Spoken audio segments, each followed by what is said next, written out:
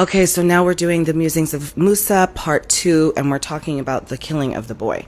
So Al-Khidr and Musa leave the boat. They walk the shore quite a distance. They meet up with a group of boys that play, and one is very handsome.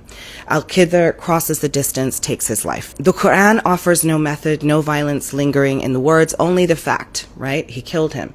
Musa's fury is immediate. Have you killed a pure soul, guiltless of any soul? You are a monstrous person and have done a monstrous thing. But Al-Khidr was not improvising cruelty. Ibn Abbas records that the boy was actually sealed for disbelief from the moment of his birth. Not suspected, not inferred, but known. And known by a knowledge that was never Al-Khidr's to claim. The boy's parents were believers. Al-Khidr feared that their love, the very thing that made them so righteous, would become the rope that would pull them towards his ruin. So we ask the Lord to give them one better in purity, nearer in mercy. The Quran doesn't narrate their grief for us. It doesn't talk about it. It leaves that silence to Qatada, who centuries later just kind of imagines what the text refuses to say, right? They rejoiced at his birth and they grieved at his death. Had he lived, he would have been their undoing. So let's think about that. It's a joy in the beginning, a devastation in the end, and invisibly thread through both is a mercy that neither parent was permitted to see. This is not a story built to comfort you cheaply. The parents were shown nothing.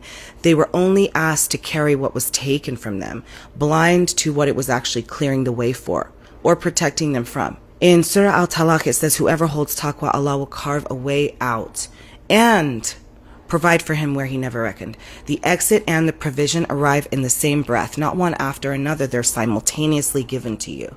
Ibn al-Qayyim wrote it very plainly. He said, no door closes without a wisdom sewn into its closing. Even when that wisdom stays hidden from the one who's standing at the threshold. The infant, for example, he talks about, is served from the cord at birth, and before the loss is even felt, 2 new paths have already opened richer than the first. Every ending in this life, when you look at it closely, is a door still swinging on a hinge that we can't see.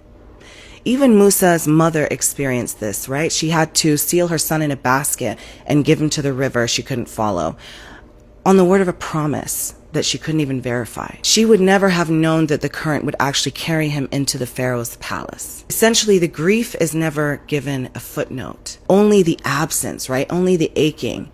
And the door behind it was never hers or ours to witness. It's only Allah's to build.